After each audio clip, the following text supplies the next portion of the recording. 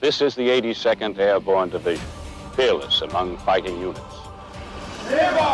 From Fort Bragg, home of the Airborne and the center of the military universe, this is the All-American Legacy Podcast. An inside look at the 100-year history of the 82nd. They are all American, all the way.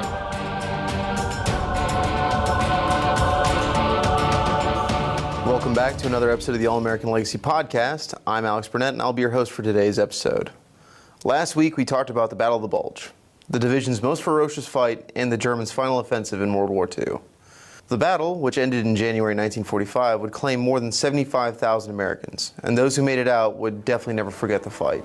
There wasn't much goodwill lying around. It was dirty, bloody, gut-tearing fight.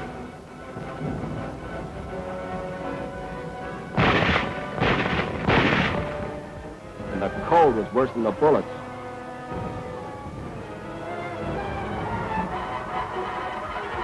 Sometimes we kept moving ahead because we'd freeze if we stood still.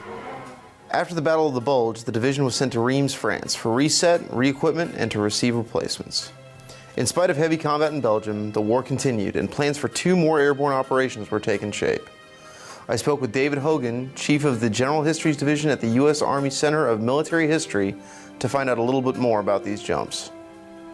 Well, there were 2 airborne operations planned, but in the end, I think because of plane capacity, the 82nd was not required to join in those operations. So they were part of Operation Varsity, which was Montgomery's plan to jump the Rhine River.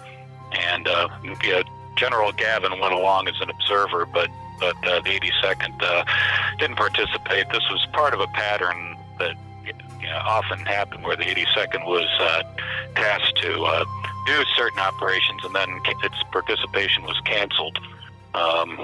But in this case, I think it was because they could only parachute so many divisions. They were saved for other operations which didn't come off, including the operation against Berlin. Although the division would not jump across the Rhine, they continued to train both on the ground and in the air.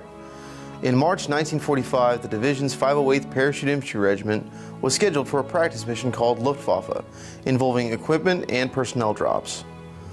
On March 14th, 42 C-47 aircraft from the 90th Troop Carrier Squadron dropped 450 soldiers over Reims.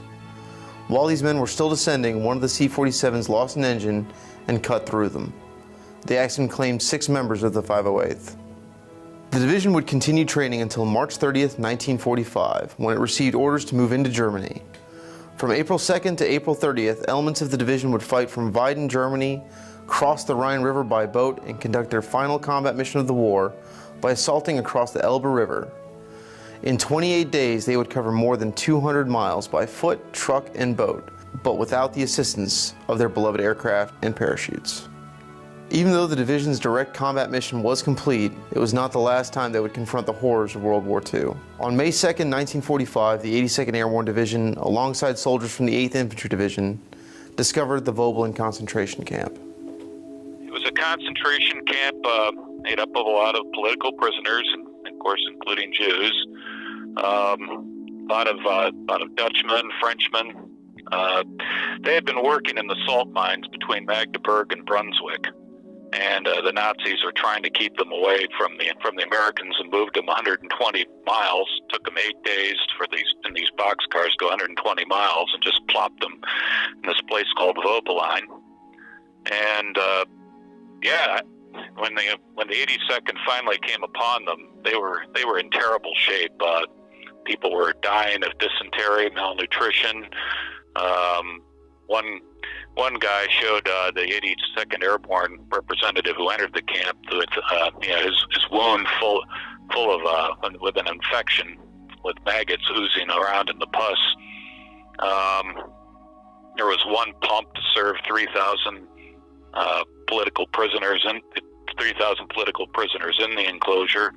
The 82nd guy who went in he just was overcome, with all the sights and smells and all the hysteria. There was no sanitation. Medical care consisted of advice just from a couple of prisoner doctors. didn't have any supplies, which didn't help things at all. I also read some accounts from the camp saying that some of the prisoners had even resorted to cannibalism in order to try and stay alive. Yep, that was not uncommon in prisoner of war camps. I mean, the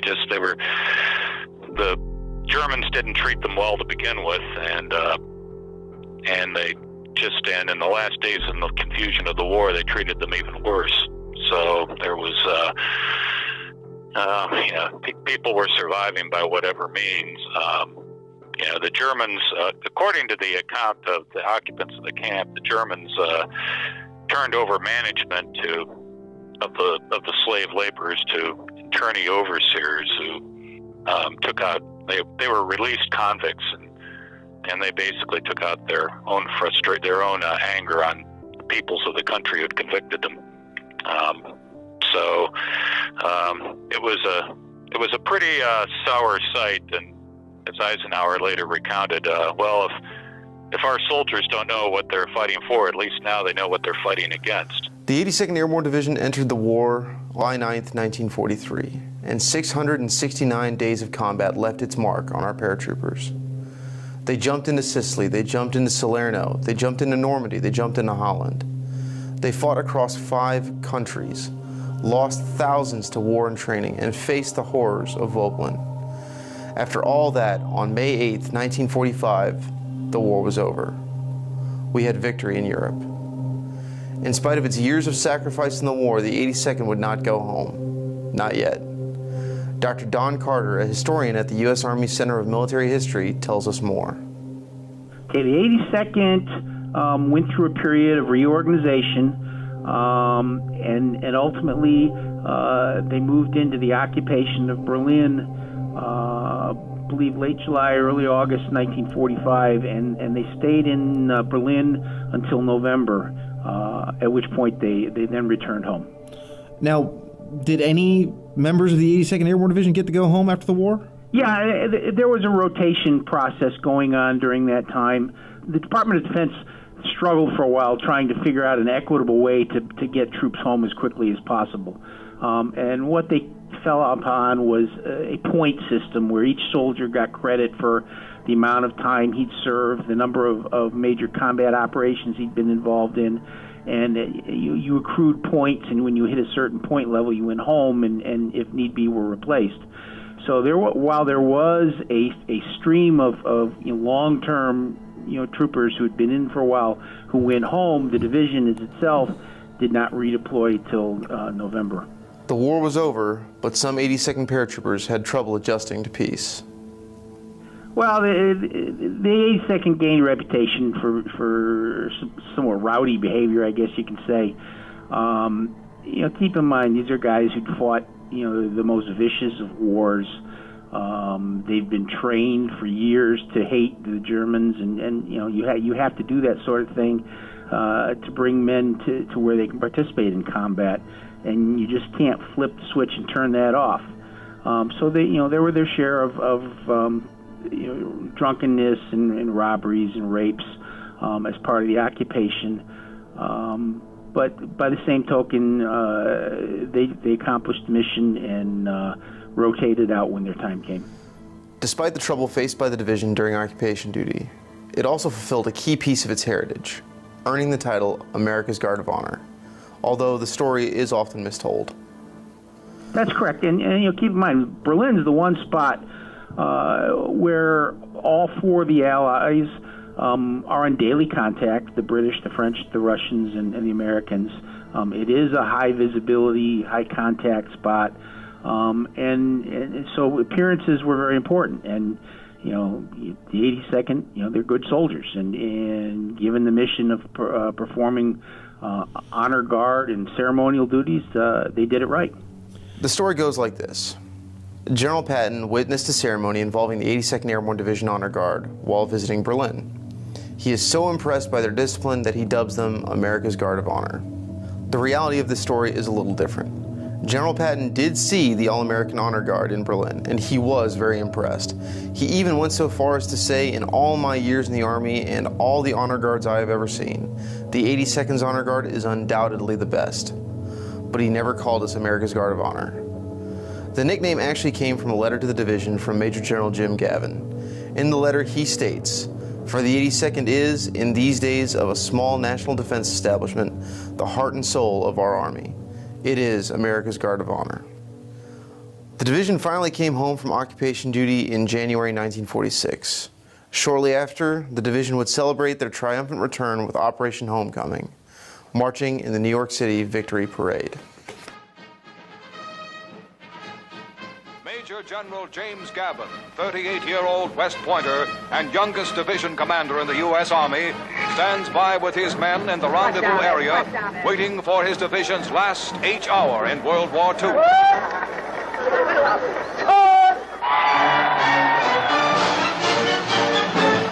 This is the jump-off. This is Operation Homecoming, the last official mission of the all-American 82nd Airborne Division. Their objective, the 4.5-mile parade route through New York City, the largest big-time victory parade since Pershing AEF down 5th Avenue in 1919. Reinforced with veterans from 3 other airborne infantry units, the 13,000 crack glider and paratroops of the 82nd swing to the proud cadence of the foot soldier. Their first salute they throw to their comrades who must stand on the curb, whose red blood and purple heart pulse to a parade they cannot march in.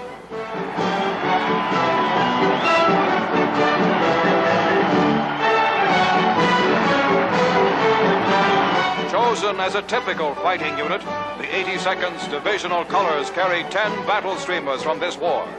With 467 days of combat time, the 82nd was decorated for the Sicily campaign, for the fighting around Rome and Naples, and for jumping down the chimney of Hitler's fortress Europe to spearhead the Normandy invasion, for the Nijmegen drop on the Rhine, and for helping to break the back of the Wehrmacht in the Battle of the Bulge.